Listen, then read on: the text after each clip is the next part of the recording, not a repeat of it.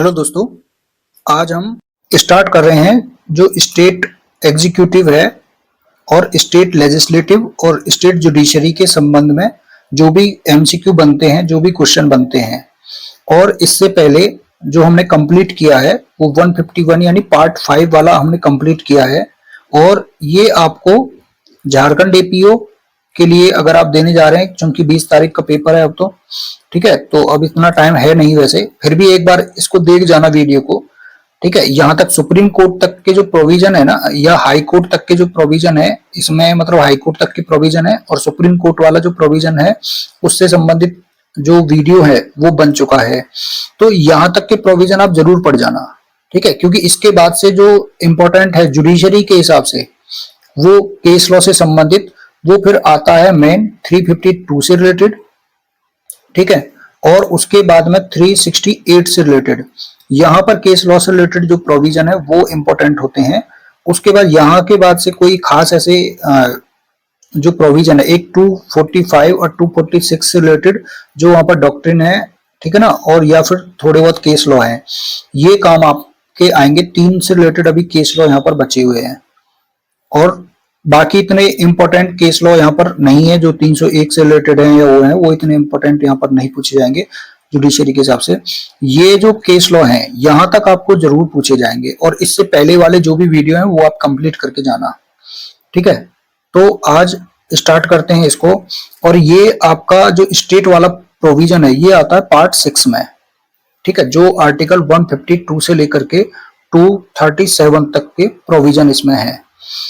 अब इसमें जो पहला है स्टेट एग्जीक्यूटिव का, जो आर्टिकल 152 से लेकर के 167 तक है, इसमें आपको जो 152 जो आर्टिकल है वो आप अलग निकाल दीजिए। इसमें केवल स्टेट की डेफिनेशन दी हुई है यहाँ पर, ठीक है, और 153 से ये मेन स्टार्ट होता है। और स्टेट की जो डेफिनेशन है वो 3 आर्टिकल में है, एक 12 में है, एक 36 में है, ठीक है ना, और एक 152 में है, ठीक। उसके बाद में एक जगह डेफिनेशन और है लास्ट में जब इंटरप्रिटेशन पढ़ते हैं तो वहां पर, ठीक है। तो अब चलते हैं क्वेश्चन की तरफ। यहां पर जो क्वेश्चन है, देखो, इससे पहले मैंने आपको यह भी बताया है कि आप अगर आपने सेंट्रल गवर्नमेंट कहिए या यूनियन से रिलेटेड प्रोविजन जो पार्ट 5 है, आप उसको अच्छे से पढ़ लीजिए। अगर आपने उसको अच्छे से पढ़ लिया है, जो 52 से लेकर के 151 तक के प्रोविजन है, इनको आप तोड़ तोड़ करके आप इनको पढ़ लीजिए। अब इन्हीं से ही कोरिलेट करते हुए आपको पार्ट 6 आपको याद हो जाएगा, ठीक है। और पार्ट 6 में भी जो लेजिस्लेटिव जो कार्य है वो, जैसे आर्टिकल 74 से लेकर के 111 यहां तक के जो आर्टिकल हैं जो पार्ट 5 से रिलेटेड है, इसमें आपको प्लस 89 करना है, ठीक है। और यहां पर आप 112 से लेकर के फिर 123 तक यहां आपको प्लस 90 करना है। तो जैसे ही आप 90 करेंगे तो यहां पर 213 आ जाएगा। तो ये आपका 74 से लेकर जो लेजिस्लेटिव वाला जो पार्ट है ये कंप्लीट हो जाएगा। और 214 यानी आर्टिकल 214 से आपका हाई कोर्ट वाला जो प्रोविजन है वो स्टार्ट हो जाता है। तो ये आपको इसलिए याद हो जाता है कि आपको कुछ करना ही नहीं है। आपको 74 से लेकर 123 तक के जो आर्टिकल हैं ये आपको तोड़ तोड़ करके पार्ट में डिवाइड करके, जैसे वो चैप्टर में या क्लॉज में डिवाइड हैं, उस तरीके से आपको याद करने हैं। तो आपको आसानी से याद हो जाएगा, ठीक है। बाकी आप अगर पिछला वाला वीडियो भी देख लेंगे तो उससे भी आपको काफी हेल्प मिल जाएगी, ठीक है। अब चलते हैं, स्टार्ट करते हैं क्वेश्चन। संविधान का कौन सा संशोधन है जो एक व्यक्ति को 2 या 2 से अधिक राज्यों का राज्यपाल नियुक्त करने का अधिकार देता है? तो ये 7वां संविधान संशोधन है जो 1956 में हुआ था, उसके द्वारा ये प्रोविजन किया गया था आर्टिकल 153 में, ठीक है। उसके बाद में नेक्स्ट है आपका राज्य की कार्यपालिका शक्ति। राज्य की कार्यपालिका शक्ति किसमें नियुक्त होती है? वो होती है गवर्नर में, ठीक है। अब जैसे यहाँ पे राज्य की कार्यपालिका शक्ति है, आपने आर्टिकल 144 पढ़ा है कि राज्य की कार्यपालिका शक्ति 154 में है, लेकिन अगर आप यूनियन से आप कोरिलेट करेंगे तो वहां 53 में है। एक आर्टिकल यहां से एक्स्ट्रा आगे को चल रहा है, ठीक है।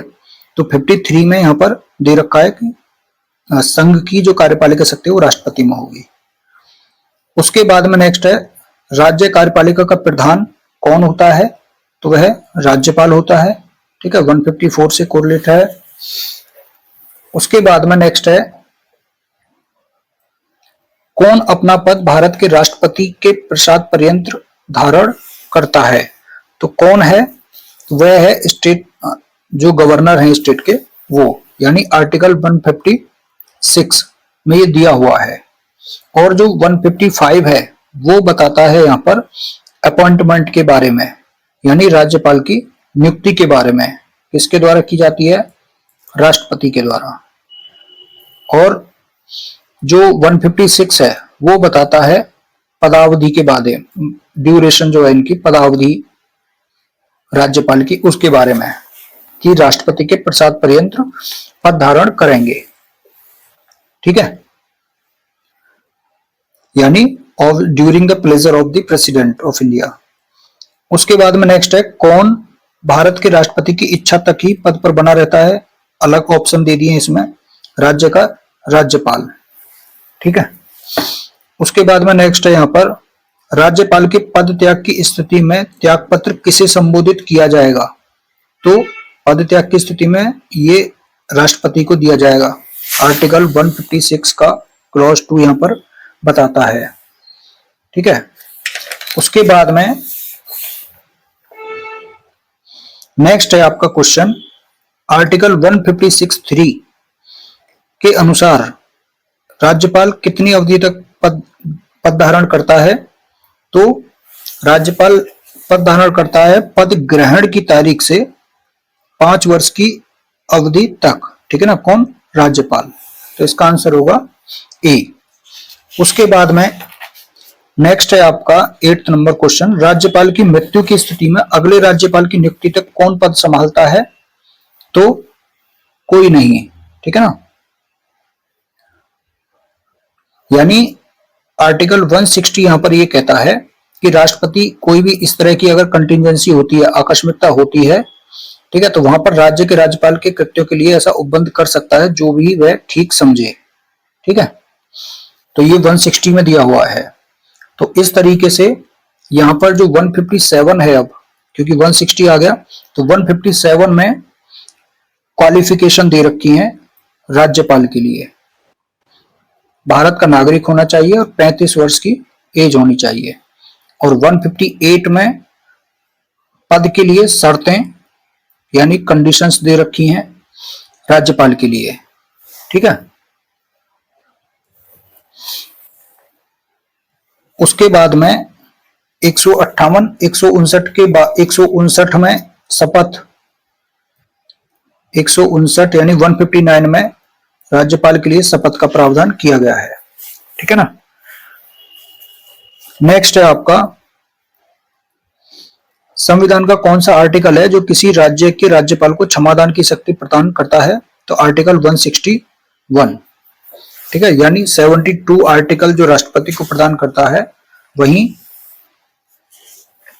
161 जो आर्टिकल है वो राज्यपाल को क्षमादान की शक्ति प्रदान करता है। ठीक है, उसके बाद में जो यहां पर राज्यपाल को क्षमादान की शक्ति प्राप्त है, वो उसमें जो प्राप्त है वो राज्यपाल जो राष्ट्रपति को प्राप्त है उससे कुछ मामलों में डिफरेंट है। ठीक है ना,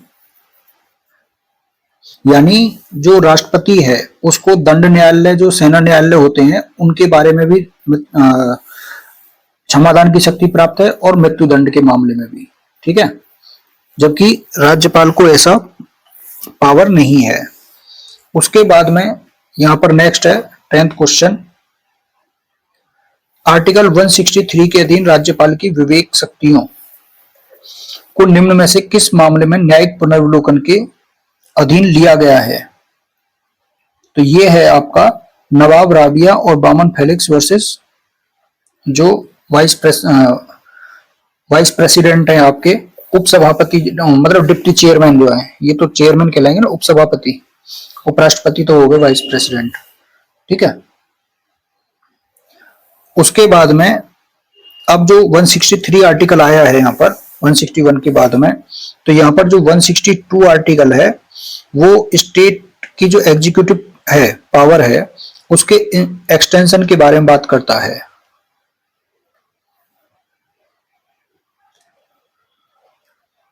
एग्जीक्यूटिव पावर ऑफ स्टेट,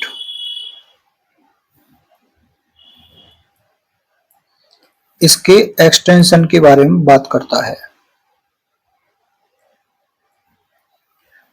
उसके बाद में यहां पर नेक्स्ट है, मुख्यमंत्री किसके द्वारा नियुक्त किया जाएगा। तो मुख्यमंत्री की नियुक्ति राज्यपाल के द्वारा की जाती है, ठीक है, आर्टिकल 164 में। और जो 163 है आर्टिकल, वो बात करता है आपका राज्यपाल को सहायता और सलाह देने के लिए मंत्रिपरिषद, ठीक है। यानी जो आर्टिकल 74 में है वही 163 में है, ठीक है। उसके बाद में यहां पर नेक्स्ट है, राज्यपाल को अपने संवैधानिक दायित्वों के प्रति सचेत रहना चाहिए और राजनीतिक स्वार्थ की वेदी पर या तो राजनीतिक जिम्मेदारी या संसदीय परंपराओं का त्याग नहीं करना चाहिए। किस मामले में राज्यपाल के संवैधानिक दायित्वों का उल्लेख किया गया है। तो यह है एसआर चौधरी वर्सेस पंजाब राज्य का केस 2001 सुप्रीम कोर्ट का, ठीक है। उसके बाद में नेक्स्ट है आपका, किस वाद में निर्णीत किया गया है कि प्रधानमंत्री एवं राज्यों के मुख्यमंत्री संवैधानिक न्यास के अधीन हैं। तो ये है आपका Manoj Narula versus Union of India 2014 supreme court का केस है, ठीक है। उसके बाद में नेक्स्ट है, किस केस में ये कहा गया है कि मुख्यमंत्री या एक मंत्री सरकार से तनख्वाह लेता है तो इस कारण से वह भारतीय दंड संहिता की 21(2) के अधीन पब्लिक सर्वेंट है। तो वह है करुणानिधि वर्सेस एम करुणानिधि है, ये M Karunanidhi versus Union of India, ठीक है। उसके बाद में नेक्स्ट है आपका, किस केस में सुप्रीम कोर्ट ने कहा है कि संविधान जनमत के ऊपर अभिभावी होता है। तो यह है BR कपूर वर्सेस तमिलनाडु राज्य, इस मामले में ये बात कही गई थी। नेक्स्ट है, राज्य विधानसभा की सदस्यता के बिना एक व्यक्ति राज्य मंत्रिपरिषद का सदस्य रह सकता है। तो कितने महीने के लिए, अधिकतम 6 माह के लिए, आर्टिकल 164, ठीक है। यानी 164 जो मंत्रियों के बारे में, यहां मंत्रियों के बारे में उपबंध की बात की गई है,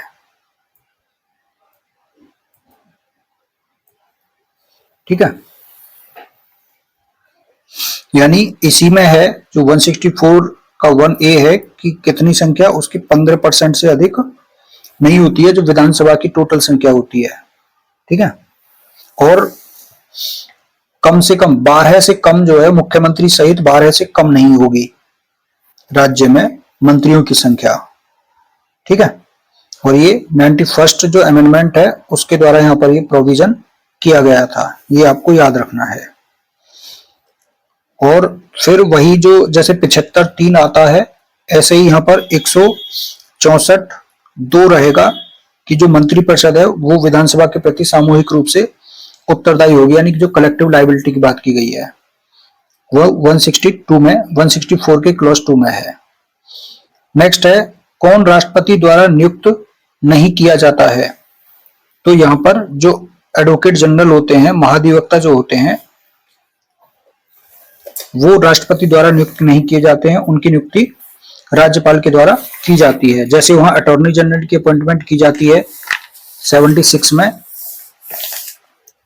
ठीक है, 76 में, और यहाँ 89 आप जोड़ेंगे तो 165 में आपको एडवोकेट जनरल यहाँ पे मिलेंगे, ठीक है ना। उसके बाद में 165 आर्टिकल हो गया।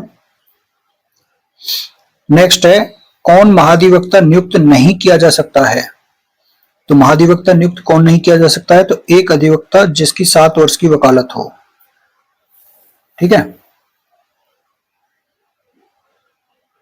यानी हाई कोर्ट का न्यायाधीश बनने की योग्यता जिसमें होगी, भारत का नागरिक होना चाहिए और 10 वर्ष तक उसने न्यायिक पद धारण किया हो या फिर किसी हाई कोर्ट में 10 वर्ष तक वकालत की हो। ये एडवोकेट जनरल वही व्यक्ति नियुक्त किया जा सकता है, अपॉइंट किया जा सकता है। नेक्स्ट है, कौन राष्ट्रपति द्वारा नियुक्त नहीं है? तो ये दोबारा से रिपीटेड हो गया है क्वेश्चन, राज्य के महाधिवक्ता। नेक्स्ट है, आर्टिकल 166 क्लॉज 3 के अनुसार राज्यपाल क्या बनाएगा? तो राज्य का कार्य अधिक सुविधा पूर्वक किए जाने के लिए नियम बनाएगा। ठीक है, तो राज्य की जो सरकार रहती है, स्टेट गवर्नमेंट रहती है, उसके कार्य के संचालन, conduct of business of the government of state के बारे में प्रावधान किए गए हैं आर्टिकल 166 में।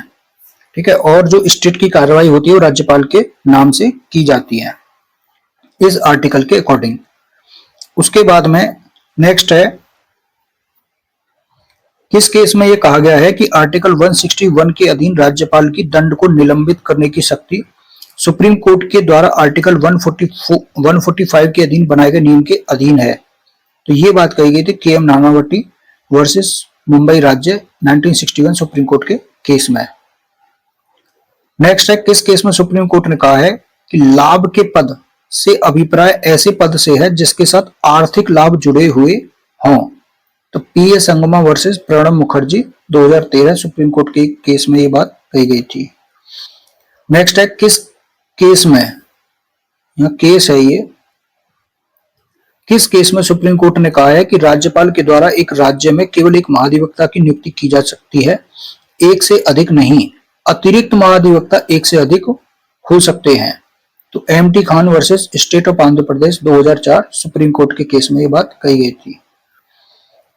नेक्स्ट है, किस केस में सुप्रीम कोर्ट ने कहा है कि राज्यपाल अपनी शक्तियों का प्रयोग मंत्रिपरिषद की सलाह एवं सहायता से ही करता है, अपने विवेक से शक्तियों का प्रयोग केवल तभी किया जा सकता है जब वह पदाभिहित व्यक्ति के तौर पर अथवा संविधि के अंतर्गत कार्य कर रहा हो?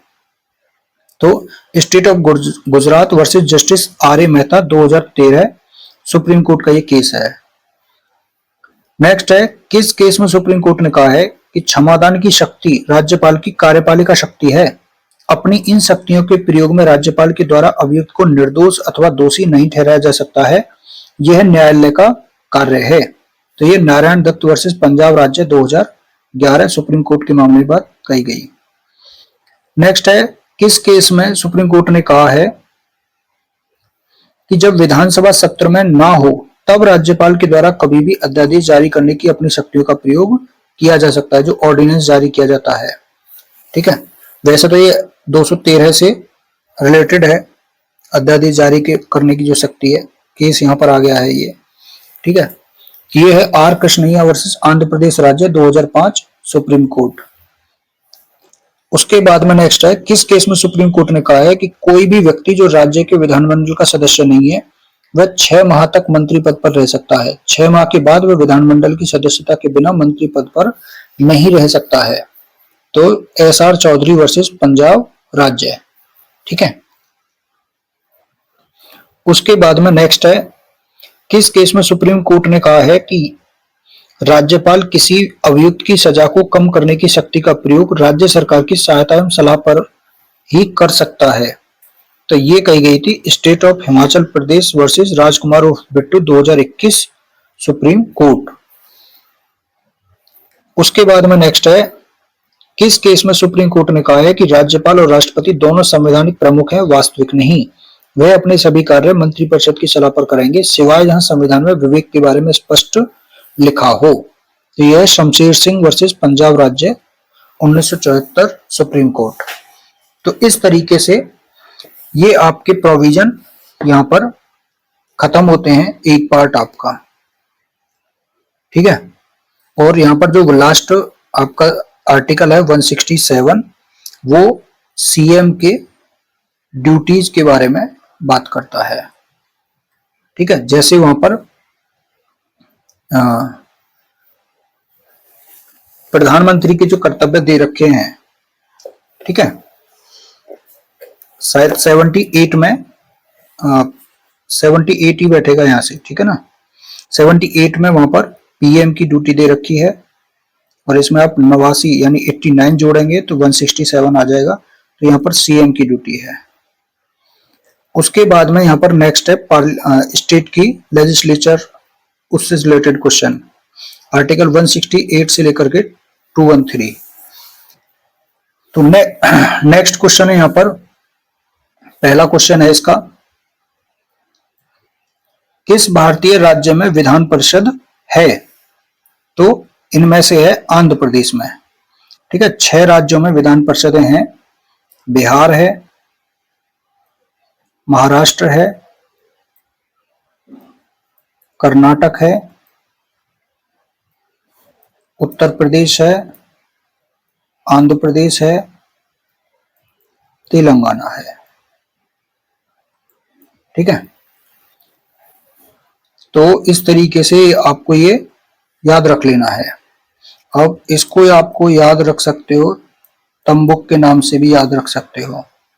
तेलंगाना, आंध्र प्रदेश, महाराष्ट्र, बिहार, यूपी और कर्नाटक। ठीक है, तम्बुक के नाम से आपको याद रख लेना है।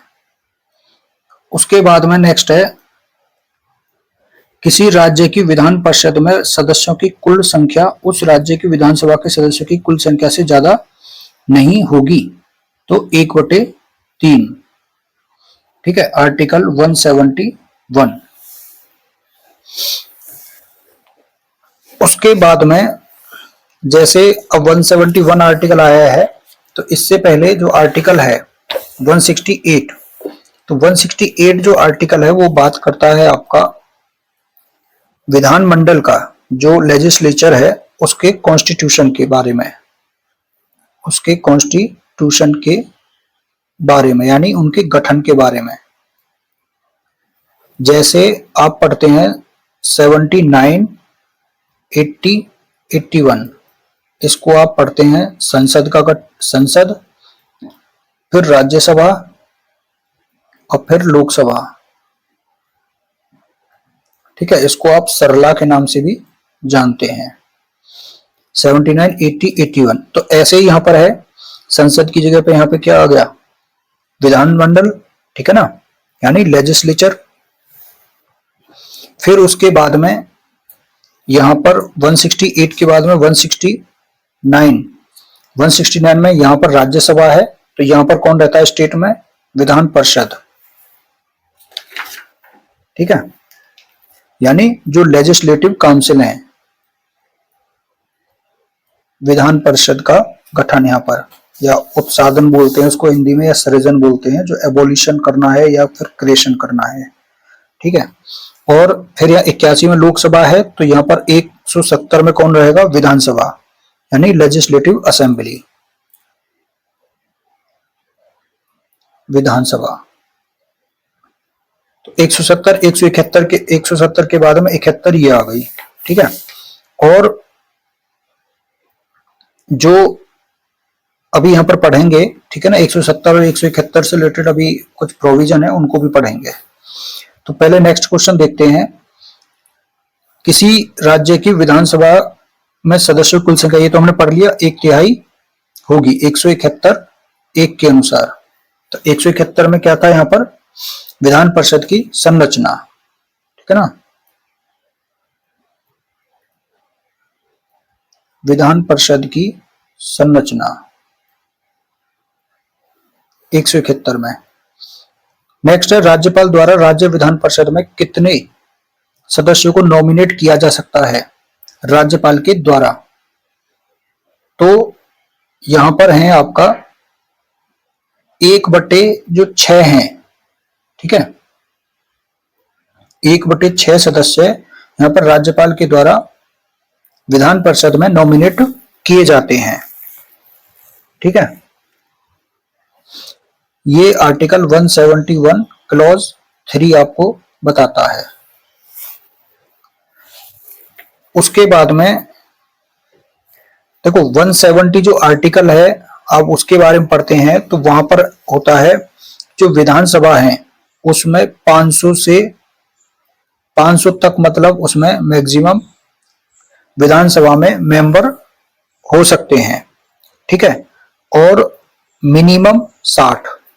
ठीक है, लेकिन इनके भी एक्सेप्शन आपको, इसके एक्सेप्शन आपको यहाँ पर मिलते हैं। कहीं कहीं विधानसभा में 40 मेंबर भी हैं, ठीक है ना, जैसे अरुणाचल प्रदेश हो गया, गोवा हो गया, वहां पर। उसके बाद में जो 171 आर्टिकल है, वो एक तो प्रोविजन ये होगा कि 1/3 से अधिक नहीं होगी विधानसभा के जो मेंबर होते हैं, उसका 1/3 किसमें होती है, विधान परिषद में मेंबर होते हैं, ठीक है। बाकी फिर अलग अलग प्रोविजन है इसमें। 1/3 तो हो गए विधानसभा का, ठीक है। उसके बाद में फिर बात आती है कि 1/3 जो होते हैं, यहां पर अब जो संरचना में जो बात आएगी 171 में, वहां पर 1/3 जो होते हैं वो होते हैं नगर पालिका वगैरह से, नगर पालिका होते हैं, जिला बोर्ड होते हैं, ठीक है ना, वहां से 1/3 चुने जाते हैं। और 1/12 जो होते हैं वो होते हैं यूनिवर्सिटी से जो ग्रेजुएट होते हैं, 3 वर्षीय जो ग्रेजुएट होते हैं, ठीक है ना, या 3 साल का उन्हें इस तरह की उनकी स्नातक के मतलब जो है इस तरह की क्वालिफिकेशन उनके पास में हो, तो 1/12 है। और 1/12 ही जो होते हैं वो होते हैं जो विद्यालय होते हैं, ठीक है ना, वहां से होते हैं, कॉलेज से, ठीक है ना, 1/12 कॉलेज से हो गए। उनके पास में भी पढ़ाने का, टीचर्स के पास में 3 साल का अनुभव होना चाहिए। तो 1/12 ये हो गए, 1/12 ये हो गए, 1/3 नगर पालिका से हो गए। और 1/3 होते हैं वो आपका अन्य होते हैं, ठीक है, जो नॉमिनेट वहां पर विधानसभा के सदस्य वो नहीं होते हैं, ठीक है। इस तरीके से ये प्रोविजन यहां पर होते हैं। उसके बाद में जो नेक्स्ट है आपका, अब चलते हैं नेक्स्ट आर्टिकल पर, 172 पर। कौन इनमें से स्टेटमेंट यहां पर सही नहीं है, तो कौन सा यहां पर सही नहीं है, राज्य की विधानसभा में निर्वाचन चाहने वाले व्यक्ति की आयु 21 वर्ष पूर्ण होनी चाहिए, ठीक है, ये गलत है, 25 वर्ष, और विधान परिषद के लिए 30 वर्ष, आर्टिकल 173, ठीक है। जो 173 आर्टिकल है जिसमें विधानमंडल के सदस्य की अर्हता के बारे में बात की गई है दोनों के लिए, जैसे 84 में आपका संसद की सदस्यता के लिए अर्हता है, ऐसे ही 173 में विधानमंडल के लिए, लेजिस्लेचर के लिए मेंबर्स की क्वालिफिकेशन के बारे में बात की गई है, ठीक है। और जो 172 आर्टिकल है उसमें बात की गई है विधानमंडल की अवधि के बारे में, ड्यूरेशन के बारे में, ठीक है, कि 5 वर्ष तक होती है ना विधानसभा की, विधान परिषद तो जो उसका टाइम पीरियड होता नहीं है, ठीक है। उसके बाद में यहां पर 173 के बाद नेक्स्ट क्वेश्चन है आपका 5वां, भारत के संविधान का कौन सा अनुच्छेद है जो राज्यपाल के विशेष अभिभाषण का प्रावधान करता है, तो वो है आर्टिकल 176, ठीक है। 176 बात करता है स्पेशल जो एड्रेस होता है, संबोधन जो होता है राज्यपाल का, जैसे वहां पे हम पढ़ते हैं 87, ठीक है, तो अब यहाँ पर 89 आप जोड़ के देखेंगे तो 176 आ जाएगा। तो 176 आया, तो अब इससे बाद में 174 और 175 ये 2 आर्टिकल हैं जो बात करते हैं आपके सेशन की बात करते हैं, ठीक है ना, या प्रोरोगेशन की बात करते हैं, डिसोल्यूशन की बात करते हैं 174 में। तो 3 वर्ड हैं, सत्र, सत्रावसान यानी प्रोरोगेशन, और विघटन यानी डिसोल्यूशन, किसका, विधानमंडल का, ठीक है, लेजिस्लेचर का। और 175 में यहां पर नोटिस की बात की गई है, जैसे वहां पर 86 में नोटिस भेजा जाता है, संदेश भेजा जाता है राष्ट्रपति के द्वारा, ऐसे ही यहाँ पर राज्यपाल का नोटिस भेजने का राइट होता है। 176 में फिर उनका स्पेशल एड्रेस हो जाता है। उसके बाद में नेक्स्ट है विधान परिषद की अध्यक्षता की जाती है, तो विधान परिषद की जो अध्यक्षता है वो किसके द्वारा की जाती है, तो इनमें से कोई नहीं है, क्योंकि 182 में से ही 182 के अनुसार जो मेंबर होते हैं विधान परिषद के, वो अपने में से ही, अपने मेंबर्स में से ही एक को अपना विधान परिषद का सभापति चुनते हैं और एक को उपसभापति, यानी एक को चेयरमैन और एक को डिप्टी चेयरमैन, ठीक है ना, या वाइस चेयरमैन कह सकते हो। उसके बाद में नेक्स्ट है, विधान परिषद से राज्यसभा को अलग करने वाली एक विशेषता क्या है, तो महाभियोग की शक्ति, ठीक है, यानी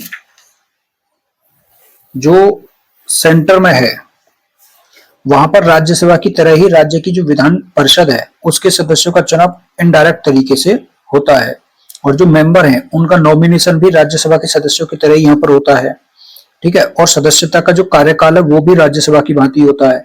परंतु राज्यसभा में वहां पर क्या होता है, क्योंकि विधान परिषद की तुलना किससे की जाती है, राज्यसभा से, तो जैसे वहां पर राज्यसभा से महाभियोग की प्रक्रिया का प्रस्ताव लाया जा सकता है, उस तरीके से यहाँ पर विधान परिषद में महाभियोग की प्रक्रिया का जो प्रस्ताव है वो नहीं लाया जा सकता है, ठीक है ना, तो यहाँ पर ये डिफरेंस इसमें होता है। उसके बाद में यहाँ पर 176 तक हमारे कंप्लीट हो गए थे। उसके बाद नेक्स्ट है आपका, किस आर्टिकल के अधीन राज्य विधानसभाओं के सदस्य उनके पद ग्रहण हेतु शपथ ग्रहण करते हैं, तो शपथ यहाँ पर विधान सभा के सदस्य पद ग्रहण शपथ करते हैं आपका 88, ठीक है ना, आर्टिकल 188 के अधीन।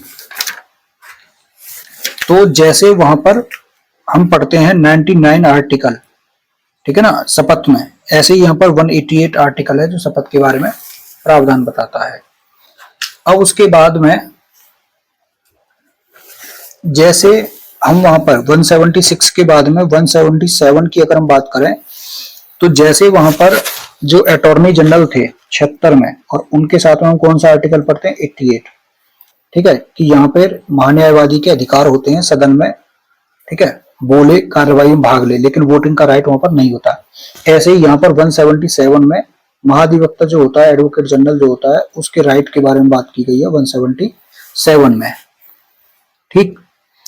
फिर ऐसे ही वहां पर 88 से लेकर के 92 तक के जो प्रोविजन है वो सभापति और उपसभापति के बारे में बात की गई है, और 93 से लेकर के 96 तक अध्यक्ष लोकसभा का और उपाध्यक्ष, इसके बारे में बात की गई है, ठीक है। तो ऐसे ही यहां पर हैं, आप पढ़ेंगे 178 आर्टिकल से लेकर के यहां पर 181 तक, ठीक है ना, ये भी आपके सभापति से संबंधित और उपसभापति से संबंधित है।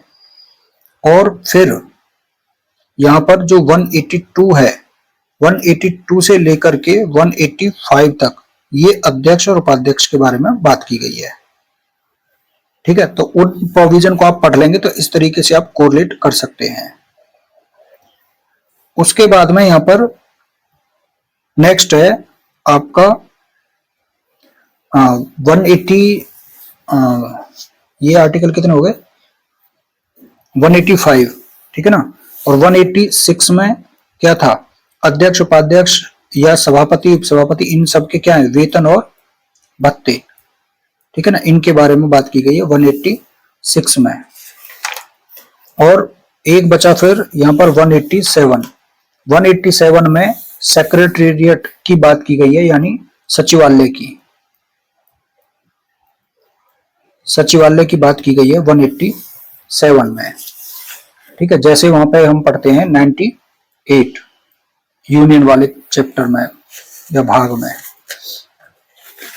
अब नेक्स्ट यहां पर बात आती है क्वेश्चन की, भारत के संविधान के अंतर्गत किसी राज्य के विधानमंडल के किसी सदन की सदस्य, जो सदन का सदस्य होता है, वो कितनी अवधि तक सदन की अनुमति के बिना उसके सभी अधिवेशनों में अनुपस्थित रहता है, तो सदन उसके स्थान को रिक्त घोषित कर सकता है, तो 60 दिन तक, ठीक है ना। आर्टिकल 190 के क्लॉज 4 में ये बात दी हुई है, जैसे 101 की क्लॉज 4 में वहां पर दी हुई है पार्लियामेंट वाले प्रोविजन से रिलेटेड।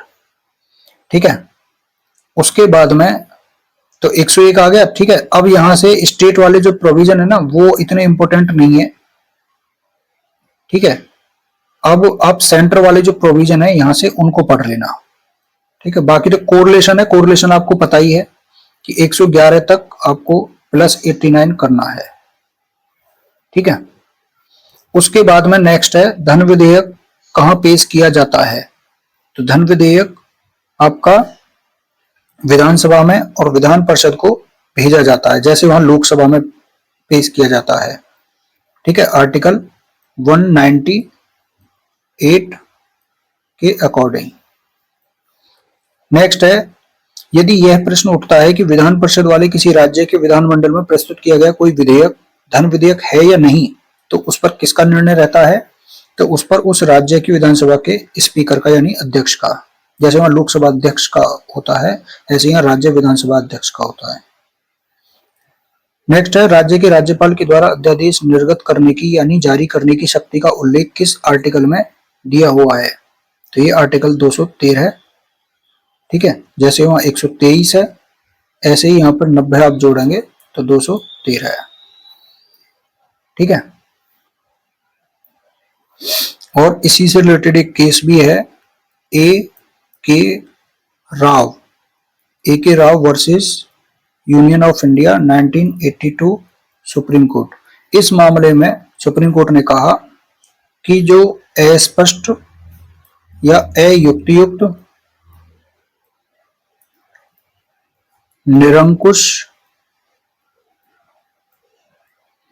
निरंकुश और लोकहित इनके आधार पर उस ऑर्डिनेंस की यानी अध्यादेश की जांच की जा सकती है, यानी उसका पुनर्विलोकन किया जा सकता है। और अध्यादेश क्या है, आर्टिकल 13 के क्लॉज 3 में क्या है, वो विधि के अंतर्गत में आता है। ठीक है, उसके बाद में नेक्स्ट है, राज्य में कौन अध्यादेश जारी कर सकता है। तो राज्यपाल कर सकता है। नेक्स्ट है, कौन सा स्टेटमेंट है जो डीसी बाधवा वर्सेस बिहार राज्य के वाद के निर्णय के संबंध में सही है। ठीक है ना, तो यहां पर है आपका अध्यादेश का आभासी पुनर्प्रख्यापन असंवैधानिक है। ठीक है, डीसी बाधवा का जो केस है ना वो अध्यादेश जारी करने की शक्ति के दुरुपयोग से संबंधित है। डायरेक्ट ऐसे भी आ सकता है ये कि कौन सा वाद है जो राज्यपाल की अध्यादेश जारी करने की शक्ति के दुरुपयोग से संबंधित है। उसके बाद में नेक्स्ट है, कौन सा वाद है जो राज्यपाल के अनुच्छेद 200 के अधीन विधेयकों पर अनुमति देने एवं अनुच्छेद 201 के अधीन विधेयकों को आरक्षित रखने की शक्ति से संबंधित है। तो लेटेस्ट केस है आपका पंजाब बनाम प्रधान सचिव पंजाब के राज्यपाल 2024 सुप्रीम कोर्ट। ठीक है, उसके बाद में नेक्स्ट है, किस मामले में सुप्रीम कोर्ट ने अवधारित किया कि राज्यपाल को विधेयकों पर पूर्ण वीटो या पॉकेट वीटो का अधिकार नहीं है। राज्यपाल के पास में केवल 3 विकल्प हैं, वह विधेयक को स्वीकृति दे सकता है, विधेयक वापस कर सकता है या विधेयक को राष्ट्रपति के लिए आरक्षित रख सकता है। लेकिन विधेयक को अनिश्चित काल तक रोके रखना संविधान का उल्लंघन है। राज्यपाल विधेयकों को निष्क्रियता द्वारा विफल नहीं कर सकता है। यदि राज्यपाल अथवा राष्ट्रपति द्वारा एक युक्तियुक्त समय के भीतर विधेयक पर कोई निर्णय नहीं लिया जाता है तो उक्त समय के बाद उसे अनुमति दिया हुआ मान लिया जाएगा। तो ये आपका जो केस है Tamil Nadu versus governor of Tamil Nadu 2025 supreme Court. ठीक है, लेटेस्ट केस है, नवंबर 2025 में दिए गए राष्ट्रपति संदर्भ निर्णय प्रेसिडेंट इन री प्रेसिडेंस रेफरेंस जजमेंट, इसमें सुप्रीम कोर्ट ने आर्टिकल 200 और 201 के अंतर्गत निम्नलिखित में से क्या स्पष्ट किया है सुप्रीम कोर्ट ने। ठीक है, तो संविधान में कोई समय सीमा निर्धारित नहीं है और न्यायालय समय सीमा नहीं थोप सकता है। तो इससे पहला वाला जो जजमेंट था 2024 का तमिलनाडु वर्सेस तमिलनाडु के राज्यपाल, उसमें क्या किया था कि इनको समय सीमा निर्धारित कर दी थी कि अगर वो एक अनिश्चित काल तक रोके रखते हैं तो एक तो उसको मतलब विधेयक को जो है क्या मान लिया जाएगा, पारित हुआ मान लिया जाएगा। और ये है कि वो 3 माह के भीतर अपना निर्णय दें, जजमेंट दें उस विधेयक पर, ठीक है ना, निर्णय लें कोई भी राज्यपाल या राष्ट्रपति। तो इसके बाद में प्रेसिडेंट ने लगभग 14 क्वेश्चन थे जो सुप्रीम कोर्ट को परामर्श के लिए भेजे थे, ठीक है ना, उन पर राय लेने के लिए। उसी के बाद में ये जजमेंट आया था, in re reference presidential reference judgment, ठीक है, ये नवंबर 2025 का है। तो उसी में फिर ये बात कही गई थी कि संविधान में कोई समय सीमा निर्धारित नहीं है और न्यायालय ऐसी समय सीमा नहीं थोप सकता है। राज्यपाल एवं राष्ट्रपति द्वारा विधेयकों की स्वीकृति, अस्वीकृति, आरक्षण, आरक्षण मतलब आरक्षित करना, उसको रिजर्व रख लेना, उससे संबंधित प्रेसिडेंशियल रेफरेंस केस 2025 जो 13 नवंबर 2025 का है, इसे किस संवैधानिक प्रावधान के अंतर्गत सुप्रीम कोर्ट के समक्ष लाया गया था, यह किस प्रोविजन के अंतर्गत में आया था? तो ये आपका आया था आर्टिकल 143 के तहत, जो परामर्शकारी अधिकारता है सुप्रीम कोर्ट की, राष्ट्रपति द्वारा परामर्श लेना। यानी प्रेसिडेंशियल रेफरेंस 2025 के अनुसार राज्यपाल या राष्ट्रपति द्वारा अनुच्छेद 200, 201 के अंतर्गत लिए गए निर्णयों की न्यायिक समीक्षा यहाँ पर सामान्यतः वर्जित है, लेकिन कोई असाधारण निष्क्रियता होती है तो वहां पर सीमित रूप से संभव है। प्रेसिडेंशियल रेफरेंस 2025 के अनुसार अनुच्छेद 200 के अंतर्गत राज्यपाल के वैध विकल्पों में से कौन सा शामिल नहीं है? तो यहाँ पर क्या कर सकता है? विधेयक को स्वीकृति दे सकता है, विधेयक को पुनरुच्चार हेतु लौटा सकते हैं, विधेयक को राष्ट्रपति के लिए आरक्षित रख सकते हैं, लेकिन अनिश्चितकाल तक उसको लंबित नहीं रख सकते, ये शामिल नहीं है। उसके बाद में नेक्स्ट है स्टेट की जुडिशरी से रिलेटेड प्रोविजन है यहाँ पर, ठीक है, 214 से लेकर 237 तक। अब यहाँ पर जो प्रोविजन है स्टेट की जुडिशरी से संबंधित, इसमें पहला क्वेश्चन हम पढ़ते हैं, संविधान का कौन सा प्रावधान है जो हाई कोर्ट को स्वयं की अवमानना के लिए दंडित करने की शक्ति प्रदान करता है? तो आर्टिकल 215, ठीक है, 214 से ये शुरू है। आर्टिकल 214 में केवल ये बात कही गई है कि राज्य के लिए एक हाई कोर्ट होगा, राज्य के लिए एक हाई कोर्ट होगा, ठीक है। उसके बाद में नेक्स्ट है यहाँ पर 215 आर्टिकल हमारा हो गया। भारत के संविधान का अनुच्छेद 217 किससे संबंधित है? तो यह है हाई कोर्ट के न्यायाधीश की नियुक्ति से संबंधित, ठीक है। हाई कोर्ट के न्यायाधीशों की सेवानिवृत्ति की आयु कितनी होती है? तो वह होती है आपका 62 यानी 62 ईयर्स, ठीक है, 217 आर्टिकल में ये दिया हुआ है। उसके बाद में जो यहाँ पर 216 है वो हाई कोर्ट के गठन के बारे में बात करता है, यानी उसके कॉन्स्टिट्यूशन के बारे में बात करता है, ठीक है। हाई कोर्ट में गठन में क्या मतलब है कि इसमें कौन कौन होते हैं? एक तो सीजे होते हैं यानी चीफ जस्टिस होते हैं, और अन्य न्यायाधीश होते हैं जो राष्ट्रपति के द्वारा नियुक्त किए जाते हैं, ठीक है। और 217 में तो ये तो हाई कोर्ट के गठन की बात की गई कि हाई कोर्ट में कौन कौन होंगे, और यहां पर हाई कोर्ट के जजेस की अपॉइंटमेंट की बात की गई है 217 में, ठीक है, और उनके पद की जो शर्तें हैं, कंडीशंस हैं, ठीक है, उसके बारे में बात की गई है 217 में। उसके बाद में यहां पर नेक्स्ट है, हाई कोर्ट का कोई न्यायाधीश अपने हस्ताक्षर सहित लेख द्वारा अपना पद त्याग सकता है, ऐसा त्यागपत्र किसे संबोधित किया जाएगा? तो भारत के राष्ट्रपति को, ठीक है, आर्टिकल 217 में ये बात की गई दी गई है। उसके बाद में नेक्स्ट है, कोलकाता हाई कोर्ट के पूर्व न्यायाधीश श्री सौमित्र सेन के संबंध में कौन सा स्टेटमेंट यहाँ पर सही है? तो महाभियोग प्रक्रिया प्रारंभ होने से पहले उन्होंने त्यागपत्र दे दिया था, ठीक है ना, ये 2011 की बात है। उसके बाद में नेक्स्ट है, हाई कोर्ट के न्यायाधीश की नियुक्ति के लिए कौन सी क्वालिफिकेशन यहाँ पर नहीं है? तो भारत का नागरिक होना चाहिए, ठीक है, कम से कम 10 वर्ष तक अधिवक्ता के रूप में प्रैक्टिस की हो, लेकिन 35 वर्ष की आयु, यानी आयु यहाँ पर निर्धारित नहीं है, ठीक है ना। मैक्सिमम आयु है लेकिन मिनिमम आयु नहीं है। उसके बाद में नेक्स्ट है आपका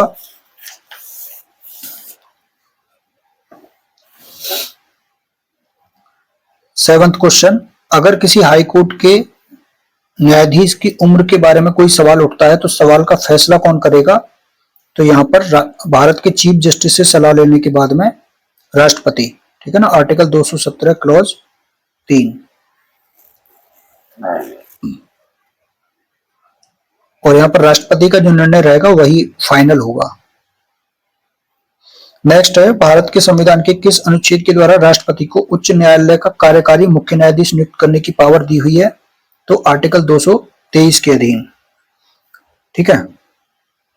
218 जो आर्टिकल है यहाँ पर वो बात करता है सुप्रीम कोर्ट से संबंधित कुछ प्रोविजन है जिनका हाई कोर्ट को लागू होना होता है, ठीक है। उसके बाद में 219 जो आर्टिकल है उसमें बात की गई है शपथ की हाई कोर्ट के जजेस के द्वारा। और जो 220 आर्टिकल है यहाँ पर वो बात करता है जो अगर आप एक बार हाई कोर्ट में स्थायी न्यायाधीश बन जाते हैं तो उसके बाद में आपके विधि व्यवसाय पर निर्बंधन यानी रेस्ट्रिक्शंस लगाए जाते हैं। तो 220 में रेस्ट्रिक्शंस की बात की गई है।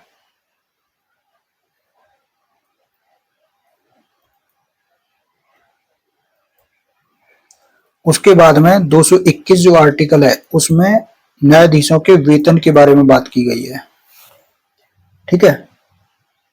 और 222 जो आर्टिकल है उसमें ट्रांसफर की बात की गई है, यानी हाई कोर्ट के एक हाई कोर्ट से दूसरे हाई कोर्ट में ट्रांसफर जजेस का, ठीक है ना, 222 में। उसके बाद में यहाँ पर नेक्स्ट है 223 हो गया हमारा, जो एग्जीक्यूटिव चीफ जस्टिस होते हैं, ठीक है ना, एक्टिंग चीफ जस्टिस कहेंगे, एग्जीक्यूटिव नहीं, एक्टिंग चीफ जस्टिस की अपॉइंटमेंट, ठीक है।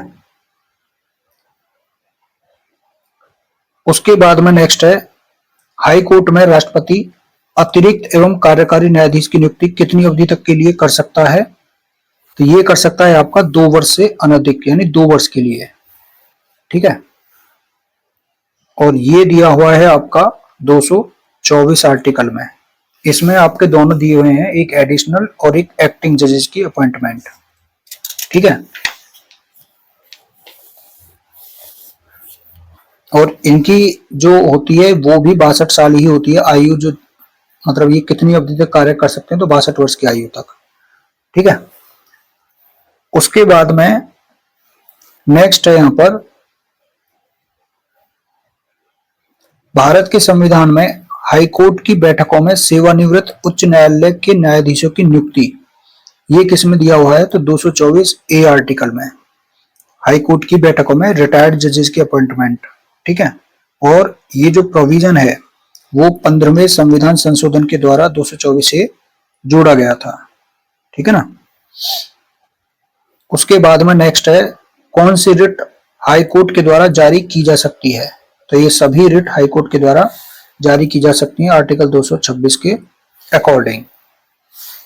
और जो 225 है उसमें हाई कोर्ट की जुरिस्डिक्शन के बारे में बात की गई है, जुरिस्डिक्शन के बारे में बात की गई है, अधिकारता के बारे में। नेक्स्ट है अपनी अधिकारता से परे या नैसर्गिक न्याय के नियमों के प्रतिकूल कार्य करने के आधार पर जब एक रिट अधीनस्थ न्यायालय या अधिकरण को जारी की जाती है तो वह रिट कहलाती है। तो वह रिट होती है उत्प्रेषण रिट, जिसको सर्शियोररी रिट कहते हैं, ठीक है। नेक्स्ट है हाई कोर्ट का रिट क्षेत्राधिकार, जो रिट जुरिस्डिक्शन है वो सुप्रीम कोर्ट के रिट जुरिस्डिक्शन से व्यापक है, यानी कॉम्प्रिहेंसिव है। तो ये इसका आंसर है ए, यानी अधिक है। आर्टिकल 226 की सहायता मूल अधिकार और किसी अन्य अधिकार को स्थापित करने में ली जा सकती है। उसके बाद में नेक्स्ट है किस जजमेंट में कहा गया कि आर्टिकल 226 के तहत हाई कोर्ट को प्रदत्त क्षेत्राधिकार को प्रशासनिक न्यायाधिकरण द्वारा प्रतिस्थापित किया जा सकता है यदि वह हाई कोर्ट से कम प्रभावशाली नहीं है।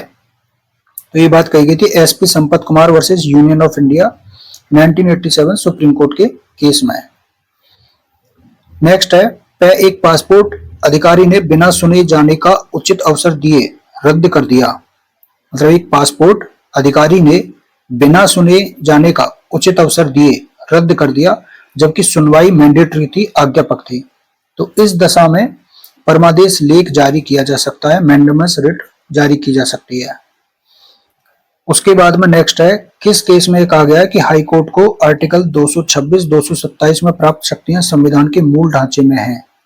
तो ये एल चंद्र कुमार के केस में कही गई थी, यूनियन ऑफ इंडिया का केस है ये, L Chandra Kumar versus Union of India 1997 supreme court. उसके बाद में नेक्स्ट है, भारतीय संविधान का आर्टिकल 227 क्या बताता है? तो ये सभी न्यायालयों के अधीक्षण की हाई कोर्ट की पावर देता है, यानी सुपरविजन पावर देता है हाई कोर्ट को। ठीक है। उसके बाद में जो नेक्स्ट है क्वेश्चन 18 क्वेश्चन, आर्टिकल 227 के अंतर्गत हाई कोर्ट की जो अधिकारिता है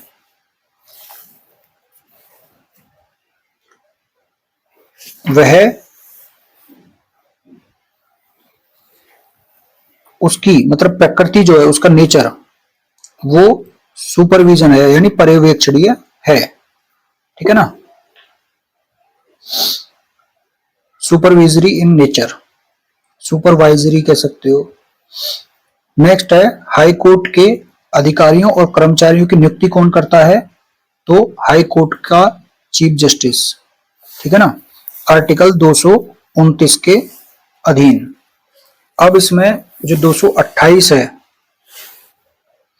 वो बात करता है कुछ मामलों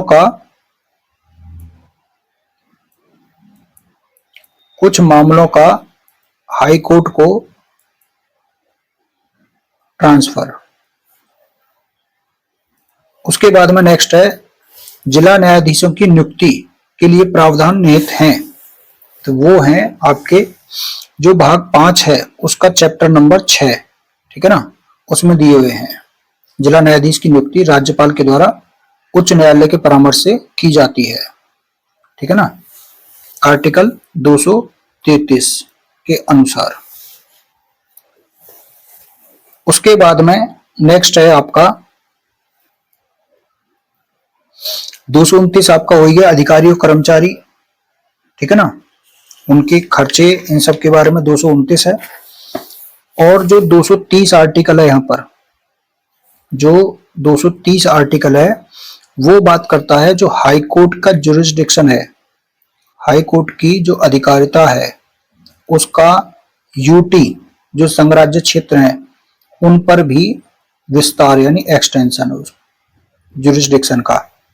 ठीक है। और 231 जो है वो बताता है 2 या 2 से अधिक राज्यों के लिए एक हाई कोर्ट की स्थापना। ये इंपॉर्टेंट आर्टिकल है। ठीक है ना, और ऐसा कौन कर सकता है? पार्लियामेंट। ठीक है ना। उसके बाद में 232 आपका रिपील्ड है। फिर 233 आता है चैप्टर 6 जो सबऑर्डिनेट कोर्ट के बारे में बात करता है। ठीक है, 233 से संबंधित हमने पढ़ा था कि 233 में जिला न्यायाधीश की नियुक्ति दी हुई है। ठीक है, और हाई कोर्ट के परामर्श से कौन करता है? गवर्नर। अब उसके बाद नेक्स्ट क्वेश्चन है, भारत के संविधान के किस अनुच्छेद के अनुसार जिला न्यायाधीश शब्द में न्यायाधिकरण न्यायाधीश शामिल नहीं होगा? तो यह है आर्टिकल 236 ए। ठीक है ना, ये आंसर चेंज हो गए, ए बी सी डी की जगह ए सी बी डी हो गया। ठीक है ना, तो 236 ए यहां पर ये सही है। उसके बाद में नेक्स्ट है आपका, भारतीय संविधान के अनुसार पद जिला न्यायाधीश पद में कौन सम्मिलित नहीं है? तो यहां पर सीजेएम। ठीक है, चीफ जुडिशियल मजिस्ट्रेट इसमें जिला न्यायाधीश पद में सम्मिलित नहीं है। उसके बाद में नेक्स्ट है राज्य विधिक सेवा प्राधिकरण का मुख्य संरक्षक कौन होता है? तो हाई कोर्ट का चीफ जस्टिस। ठीक है। उसके बाद में नेक्स्ट है कौन पंजाब एवं हरियाणा हाई कोर्ट के क्षेत्रीय क्षेत्राधिकार के अंतर्गत में नहीं आता है?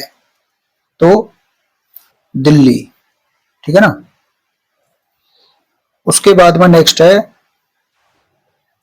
निम्न हाई कोर्ट में से किस हाई कोर्ट को भारत में सर्वाधिक राज्यों पर क्षेत्राधिकार है? तो गुवाहाटी हाई कोर्ट को। ठीक है ना। गुवाहाटी हाई कोर्ट को यहां पर सर्वाधिक क्षेत्राधिकार है। उसके बाद में नेक्स्ट है आपका भारत में सबसे पुराना हाई कोर्ट कौन सा है? तो वह है आपका कलकत्ता हाई कोर्ट। ठीक है ना, यानी 1862 का। उसके बाद में यहां पर नेक्स्ट है भारत में प्रथम महिला उच्च न्यायालय की मुख्य न्यायाधीश का नाम क्या है? तो वह है लीला सेठ। ठीक है ना। 1991 में ये प्रथम महिला हैं जो किसी हाई कोर्ट की मुख्य न्यायाधीश नियुक्त की गई थी। और किस हाई कोर्ट की? दिल्ली हाई कोर्ट की। ठीक है। तो इस तरीके से आपके ये आर्टिकल है। अभी इसमें जो हमें पढ़ना है, एक तो है आर्टिकल 234, यहां पर जो छूटा है, यानी वो बात करता है न्यायिक सेवा में जो डीजे हैं, जिला न्यायाधीश हैं, उनसे भिन्न व्यक्तियों की अपॉइंटमेंट।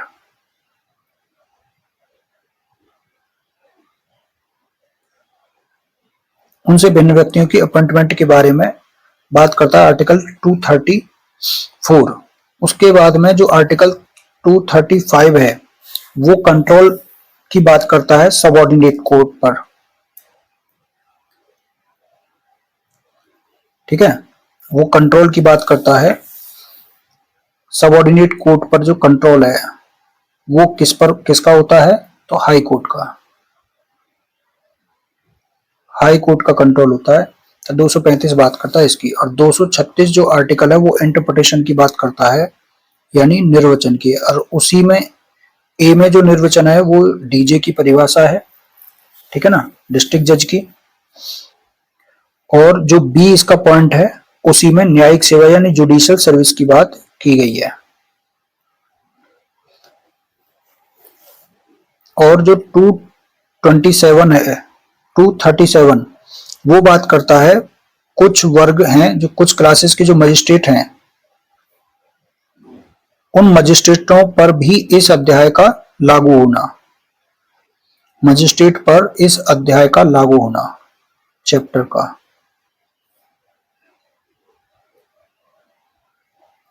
ठीक है, इस तरीके से आपके कंप्लीट होते हैं। 238 आपका रिपील्ड है। ठीक, तो ये आपके प्रोविजन होते हैं कंप्लीट। अब जो बात है, अब है थोड़े केस लॉ से रिलेटेड। ठीक है, उनको हम पढ़ लेते हैं। नेक्स्ट है आपका किसी हाई कोर्ट के न्यायाधीश की नियुक्ति एवं स्थानांतरण से संबंधित कौन सा वाद है? किसी हाई कोर्ट के न्यायाधीश की नियुक्ति एवं स्थानांतरण से संबंधित, ट्रांसफर से रिलेटेड कौन सा वाद है? तो उपरोक्त सभी। ठीक है ना। और ये क्रम से है। एसपी गुप्ता बनाम भारत संघ, न्यायाधीश की नियुक्ति एवं स्थानांतरण से संबंधित प्रथम वाद है। फिर supreme court advocates on record association versus Union of India 1993, ये सेकंड, द्वितीय न्यायाधीश मामला बोलते हैं इसको। फिर तीसरा है इनरी प्रेसिडेंशियल रेफरेंस 1999।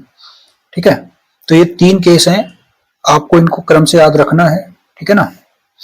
उसके बाद में नेक्स्ट है आपका किस केस में सुप्रीम कोर्ट ने कहा है कि हाई कोर्ट के न्यायाधीश को बिना उसकी सहमति के ट्रांसफर किया जा सकता है। यदि न्यायाधीश की सहमति को आर्टिकल 222 में निहित माना जाता है तो वह अपनी सहमति न देकर ट्रांसफर की शक्ति को विफल कर देगा। तो ये बात कही गई थी भारत संघ वर्सेस साकलचंद 1977 सुप्रीम कोर्ट। उसके बाद में नेक्स्ट है किस केस में सुप्रीम कोर्ट ने कहा, आर्टिकल 226 में निहित हाई कोर्ट की शक्ति के बारे में कहा है कि आर्टिकल 226 की भाषा बहुत विस्तृत है। अनुच्छेद 226 में अन्य प्रकार शब्द के प्रयोग से इन रिटों के क्षेत्र को बहुत विस्तृत कर दिया गया है।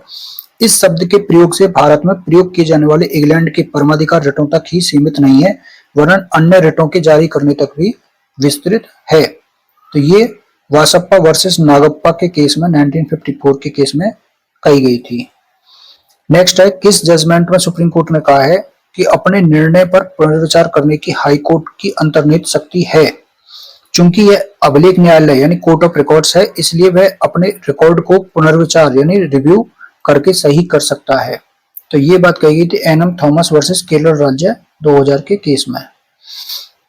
किस केस में सुप्रीम कोर्ट ने कहा है कि अभिलेख न्यायालय होने के कारण हाई कोर्ट को अपने आदेश वापस लेने की अंतर्निहित अधिकारता है, यानी इनहेरेंट जुरिस्डिक्शन या इनहेरेंट पावर है। तो ये बात कही गई थी municipal corporation of greater Mumbai versus Pratibha industries limited 2019 supreme Court के केस में। नेक्स्ट है, किस जजमेंट में सुप्रीम कोर्ट ने कहा है कि जब सरकारी टेंडर में अस्पष्टता या मनमानी के कारण आर्टिकल 14 का उल्लंघन होता है, तब हाईकोर्ट आर्टिकल 226 के अंतर्गत में परमादेश रिट जारी कर सकता है। तो ये बात कही थी Union of India versus Bharat Forge limited 2022 Supreme Court. Next है, जिला न्यायाधीश की नियुक्ति से संबंधित कौन सा मामला है। देखो ऊपर वाला जो केस था ना वो मैंडेमस रिट से संबंधित है, तो आप उसको लिख सकते हैं। जिला न्यायाधीश की नियुक्ति से संबंधित कौन सा वाद यहाँ पर है, तो यहाँ पर जो सारे वाद हैं, चंद्रमोहन बनाम उत्तर प्रदेश राज्य 1966 सुप्रीम कोर्ट, चंद्रराम बनाम राजस्थान राज्य 1973 सुप्रीम कोर्ट, तेज सिंह मोर बनाम गुजरात राज्य 1974। ठीक है, ये सारे जजमेंट आपके डीजे की अपॉइंटमेंट से रिलेटेड है। ठीक है ना। उसके बाद में जो नेक्स्ट है आपका, कौन सा वाद अधीनस्थ न्यायिक सेवा में नियुक्ति से संबंधित है। तो इसमें भी जो सारे वाद हैं वो यहां पर डी है, पश्चिम बंगाल राज्य बनाम नरेंद्र नाथ बागची 1966, ये भी आपका अधीनस्थ न्यायिक सेवा में नियुक्ति से संबंधित है। बीएस यादव वर्सेस हरियाणा राज्य 1981 और बिहार राज्य बनाम बाल मुकुंद शाह। ठीक है ना, इन सभी जजमेंट को आप पढ़ के जाना है। तो ये आपके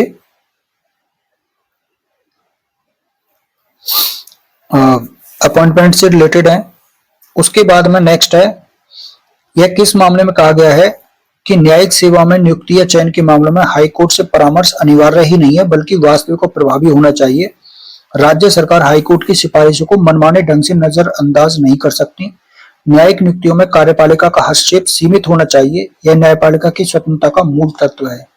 तो ये कही गई थी आपकी झारखंड राज्य versus Ramesh Kumar Singh 2023 supreme Court के केस में। उसके बाद में नेक्स्ट है, जिला जज प्रत्यक्ष भर्ती यानी डायरेक्ट रिक्रूटमेंट की पात्रता में न्यायिक अधिकारी के पूर्व वकालती अनुभव को मान्य करने वाला 2025 का जजमेंट कौन सा है। तो यहाँ पर वो है रजनीश केवी बनाम के दीपा 2025 सुप्रीम कोर्ट। ठीक है। उसके बाद में नेक्स्ट है, रजनीश केवी बनाम के दीपा 2025 सुप्रीम कोर्ट के बाद में सुप्रीम कोर्ट ने किस पुराने जजमेंट की संकीर्ण व्याख्या को शिथिल किया है। तो वो है Dheeraj Mor versus Delhi High Court 2010 Supreme Court. ठीक है। उसके बाद में नेक्स्ट है, सिविल जज जूनियर डिवीजन के पद पर अपॉइंटमेंट के लिए न्यूनतम 3 वर्ष की वकालत की अनिवार्यता को वर्ष 2025 में सुप्रीम कोर्ट ने किस वाद में लागू किया है। तो वह है ऑल इंडिया जजेस association versus Union of India 2025 supreme court.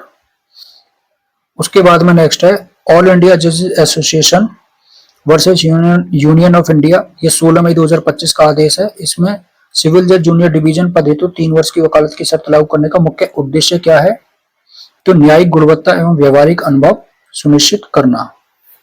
तो इस तरीके से आपको 2025 तक के जजमेंट भी मिल गए और ये प्रोविजन भी आपको कंप्लीट हर आर्टिकल आपको करा दिया गया है।